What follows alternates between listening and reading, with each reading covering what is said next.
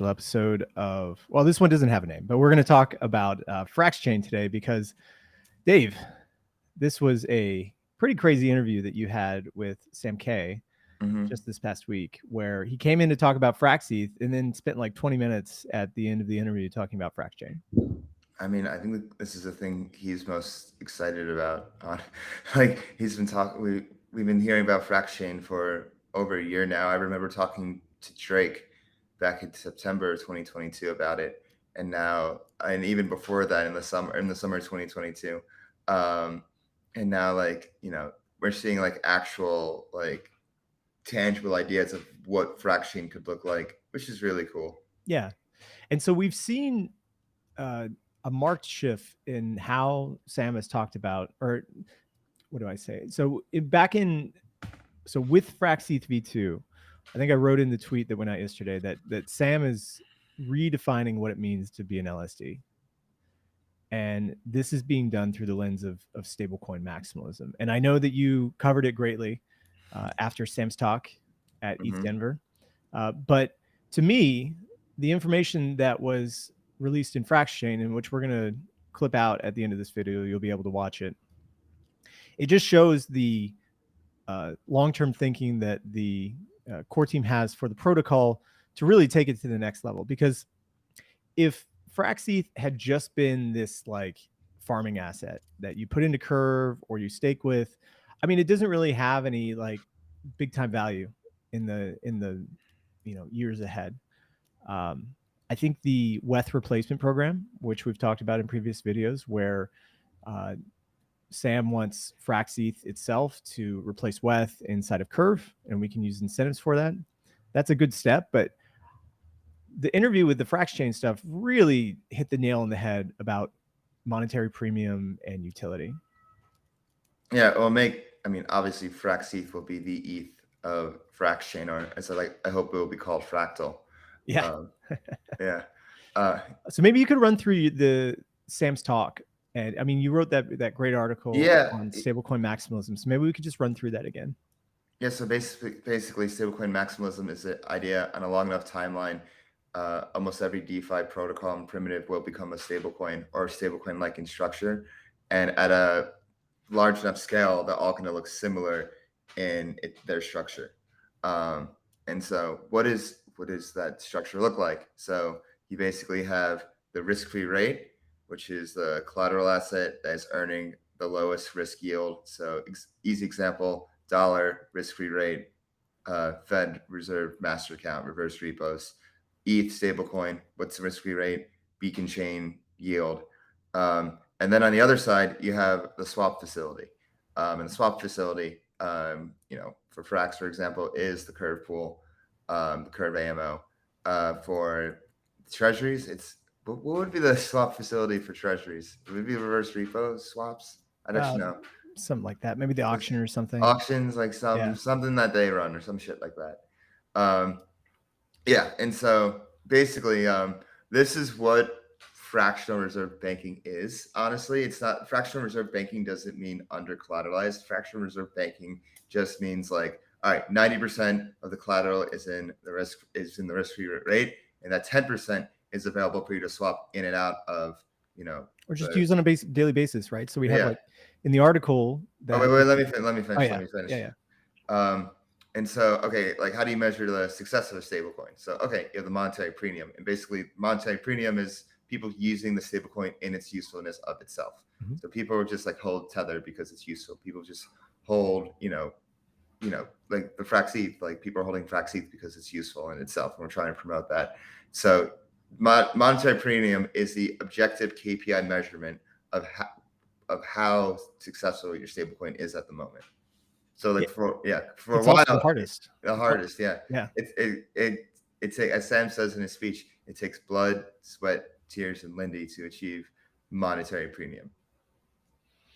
Yeah, because the rewards that we talk about, right? So like on the Frax side, we're deeply integrated to Curve now. So you can think of all the liquidity that's being provided in a Curve as earning like the risk-free rate through Frax shares and Curve and Convex. Yeah, yeah. Yeah. I mean, like Curve is this minting and redeeming facility.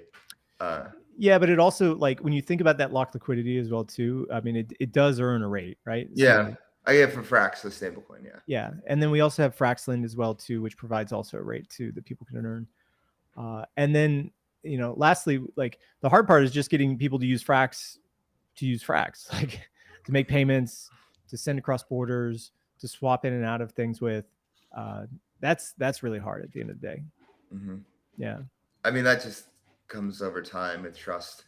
So Yeah, and so that's what I talk about in the article, where, like, if you have treasuries, like, not everybody, we don't pay for our coffee with treasuries, right? We have cash, and every dollar of cash that you could have, you whether imagine paying? yeah, it would be nice. It seems like it could happen in the future. Like, there has to be some app that just keeps all your money in short-term treasuries and just, like, sells out I mean, as you doesn't go along. Apple Cash or like Apple partner with Goldman Sachs to like offer like 4 or 5% or something? That's really nice. Yeah, that's really nice, actually. Yeah. So you like, but cash in itself, like, every dollar bill that I have, every dollar that I have in my checking account that's not really earning anything, that's money just being used for utility, like to pay my rent, to go out, buy coffee, like, pay for the subway, like to do stuff. And the idea behind everything that we're building here at Frax is to get all the assets, or at least all the core primitives, so Frax and stake frxETH, and then potentially FPI, to the level where people use it on a daily basis and they just hold it for itself. And in the case of Frax and stake frxETH, this looks like the end goal might be through Fraxchain.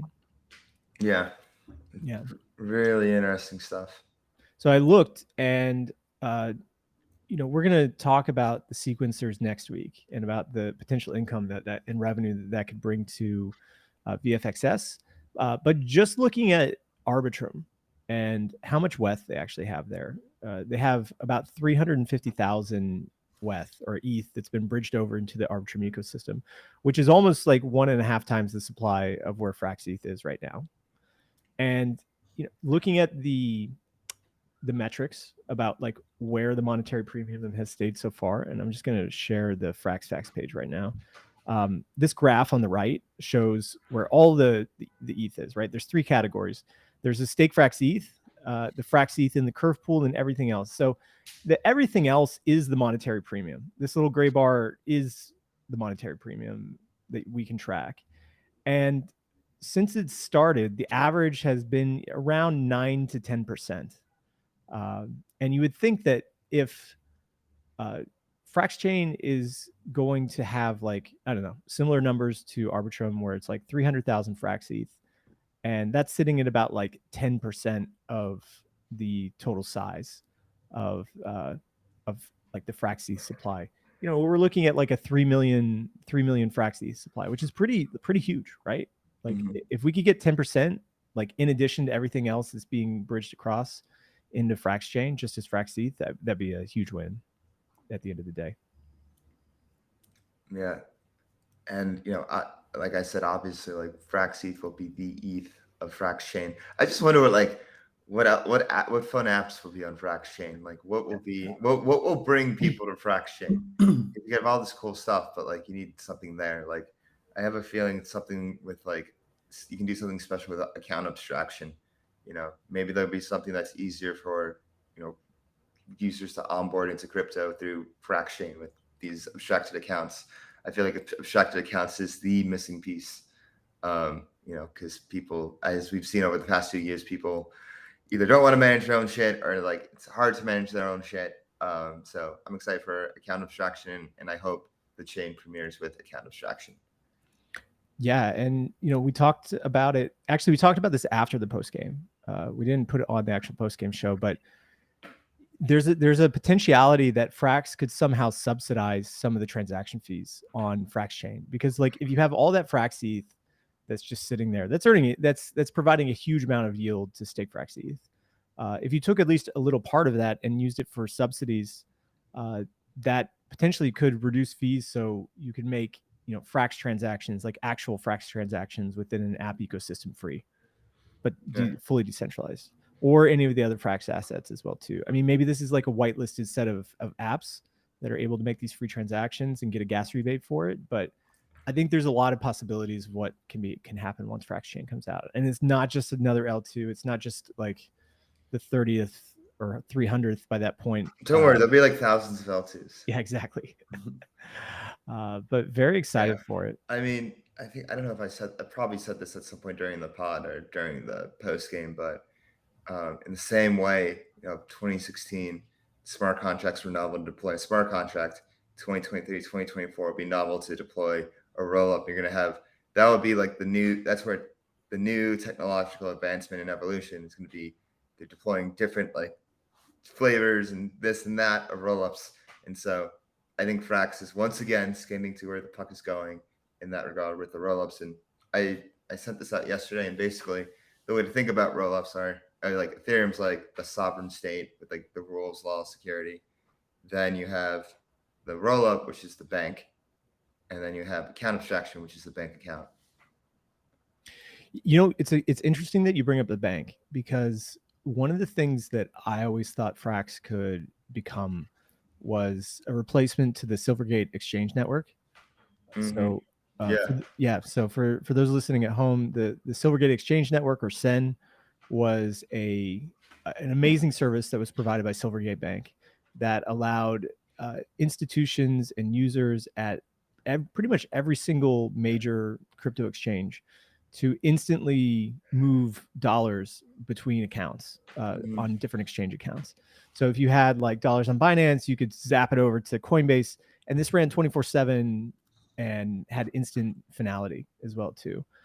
And you think that with the addition of frxETH3, which is coming, and then also with Fraxchain, now you could have this like seamless blend where we could take that role of the exchange network and allow for this like decentralized transfer of assets back and forth between exchanges, essentially becoming like the liquidity lifeline for all of crypto. That'd be pretty dope. That would be dope. Yeah. I'm just waiting for. I think like the key to Frax is getting that risk-free rate, the Fed master account or something similar at some point in the future. I mean, I know there's a lot of headwinds coming at us, but did you guys see like today? There's like something in the news, like speaking of like regulation, like China or Hong Kong's like, banks, you have to adopt crypto. If you don't, you have to. It's like literally the opposite of the US. I'm just kind of shook by it. I'm just like, really?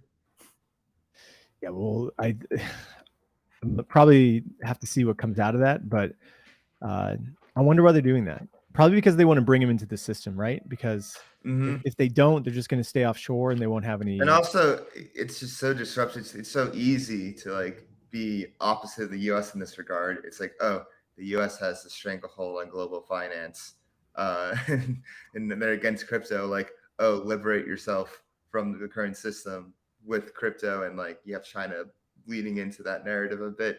So it's just interesting to see play out. And like, as the US keeps fumbling the ball, there'll be other states that will step in and play. Yeah. But we're really excited to see Fraxchain, but we're also super excited to have Phil here. Hi, Phil. Welcome, Phil. Phil's going to be joining the Flywheel team and helping out with a bunch of stuff. You're going to be seeing more. So, Phil, welcome. Thank you, guys. Yeah, I'm super excited to join the team, help contribute in all the ways that I possibly can, and spread the positivity and the information from the Flywheel. Get it spinning, like Dave says. Get it spinning. Can you tell us about your Twitter name? Yeah, so it's a lot of I's and D's. Yeah, I had it. It was kind of a funny story. I was just trying to find a new Twitter name. Had an old Twitter name for a while. I was like, you know what? I just want something unique, something fresh, maybe a bit confusing. And basically, it's just meant to be like I did I, and then there's two I's at the end because the first one was already taken. So I did. I like the symmetry of it though. Yeah. It's interesting on the I's. I looked at it. I'm like, wait, this is whoa. I like this. So it just kind of stuck, and I don't know. It's fun to do it. When I say would help write an article, even just kind of the idea of just like I did I? Someone's like, oh, I did I? I did, yeah. Sounds like an artist or DJ name. I did I? Yeah, it could be, It honestly. could be, yeah. Watch out for my DJ set, guys. I'll be out soon. Yeah. Well, Phil, we're definitely going to be seeing more of you as time goes on all of our shows. So we are going to now share with you the clip from yesterday's episode. If you want to watch the full episode, we'll have a link in the show notes. Maybe there'll be something in YouTube as well too. But this is just going to roll into the show that was with Dave and Kit and Frax founder Sam Kazemian. So if you have any questions about Fraxchain, please come to the Flywheel channel. We're happy to continue the discussion and take your questions. And Dave, where is everything actually? Where can they find that? Well, if you want to just hit that bell button and subscribe, you can keep up with everything Flywheel. Give us a like. Let us know what you think. If you love us, hate us, think we're mid, think we're spectacular, we want to know. Leave us a comment. Make sure you follow us on Twitter at FlywheelDeFi. Make sure you hit us up on Telegram at FlywheelDeFi. You make sure you follow me on Twitter at DeFiDave22. Well, we know where to find you, Phil. We just talked about it. Yeah, exactly. I with 2 eyes. And I'm at Traders_Insight. Enjoy the Frax clip, and we'll see you back soon. Peace. We're obviously working on like Fraxchain. It's a decent way out, so at least like 6 months. But if you think about it, Fraxchain should use frxETH as gas, right? And so there you have a new chain, right, that actually can use frxETH. The liability of the Frax protocol is gas rather than ETH itself, right? And that makes it even more useful, right? And there's a lot of other places that we want frxETH to essentially be the same thing as WETH, right? And AMMs in other places. And that's the ultimate way that you earn monetary premium, right? Monetary premium is the idea that, like, you know, people are using USDC, they're using Tether, they're not expecting them to pay yield. Obviously, they'd love for them to pay yield, but like, look, Tether has 80 billion Tether, and they're not paying yield in it, right? Yeah. And so the same thing is the terminal state for a lot of DeFi primitives should be if you can issue a liability and have monetary premium for that liability. So everything we do at Frax is basically building towards the future of like our issued non-custodial, decentralized stable coins being useful enough where people use it as money. And from what I understand in the group chat, because I remember seeing when Fraxchain was talked about, because of EIP 1559 and ETH getting burned, during transactions with frxETH, for that happening, then that frxETH is just getting burned, which means it's just like, the monetary premium increases. Did I get that right? Yep, exactly. And so, like, for example, Fraxchain is slated to be a hybrid rollup, right? Which means obviously it pushes state to ETH mainnet, and the gas is denominated, in ETH or 1-to-1 in frxETH. And so, as people use Fraxchain, right, then the amount of frxETH used, right, in the ecosystem will increase, right? And so that frxETH can be burned, or it could actually be distributed to VFXS holders. That's one thing we haven't even talked about, which is like you have VFXS holders on mainnet, right? And one thing that's really interesting that we're thinking about is, what if VFXS holders can vote on what group of people run sequencers for Fraxchain, right? Like you can actually have a system where the sequencers are fully decentralized, and on mainnet, VFXS holders vote on which entities or addresses can actually operate the sequencer, which batches and pushes proofs to the Fraxchain rollup contract, right? And so that itself can be auctioned, right? Sequencer auctions are like a thing, right? So sequencers that think that they can make money, right, on fees and things like that, they pay VFXS holders to actually run sequencers on Fraxchain, right? That's very, very profitable for VFXS holders. And all this stuff can be done on chain because VFXS is staked on mainnet, right? And so the elections and the auctions happen on mainnet itself, right? And then the fees for Fraxchain in frxETH are paid to VFXS holders. That's super simple, right? With the proof that you batch, you just send the frxETH also to the VFXS yield contract. Think of it like kind of like how Curve right now, VECRV holders get fees for like the swaps on Curve.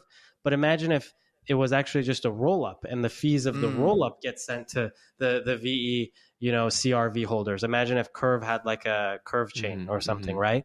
And it wasn't just the fees of the AMM that get sent to VE CRV holders, but it was the fees of the entire roll up, right? For example, Arbitrum is making millions of dollars of fees, right? Like you're saying, Dave, that can be burned as well. That can also just be sent to VFXS holders in a trustless manner, because it gets pushed on chain, just like where the proofs get pushed on mainnet. Wow. We came in for frxETH, but like, wow, we're here for Fraxchain. I think you should call Fraxchain Fractal. I feel like that would be a cool name for it, because I always now I've been thinking of like Frax being like a microcosm of DeFi. I'm like, oh, it's a fractal. So like, I feel like you should put that into consideration. That's a cool name. Fraximalism is also kind of cool, because it optimism a little bit, but you don't want to make it seem like it's just like a copy, but it also is a cool thing in the running. I think it should just maybe have a different name than like the word like chain in it, because I'm not sure if all chains have like cool names, right? Like Ethereum, or like Phantom, Polygon. There's only, I think the only major chain that has the word actual chain in it is like Binance Smart Chain, but like that's it. And another thing that's been like researched and been a big topic quite recently in Ethereum is account abstraction. And when creating, Fraxchain Fractal, are you guys going to utilize account abstraction at all, like in 6 months or a year when it comes out? Yeah, so account abstraction is really interesting because it allows you to do a whole host of stuff, from obviously smart contract accounts, gas abstraction, so people don't have to pay gas. Technically, it can be outsourced, or there's like social recovery wallets and these kinds of things. One thing we're like looking into is if all of the accounts on Fraxchain at like Genesis can actually just be smart contract accounts. That would be really interesting to just have a roll up where from day one the ecosystem is built on account abstracted wallets rather than EOAs, right? Because it's difficult to just go from EOAs that everyone uses to like smart contract account abstracted like account based systems. But if you start a whole roll up from day one where like everyone's is basically these smart contract wallets, that would be really cool. Then what you can do is you basically, it's almost like a bank account, right? Where it's a fully programmable bank account, right? You're like, I want, my wallet is a deposit account of like dollars, right? There's Frax in it, and then there's some ETH, right? And you stake it as frxETH, so it's earning, interest. And then, maybe you unstake a little bit of it to use as gas, right? And you can do social recovery. Obviously, you can do these other things, but it's almost like Fraxchain is like a decentralized bank account, right? That's like fully programmable. You can build on it and stuff, and that's really cool, right? That actually is a really unique take on what a fully decentralized chain should be, rather than the 50th alt L1 or L2 like build an ecosystem of we'll give grants and stuff like that. It's a different vision for what it should be.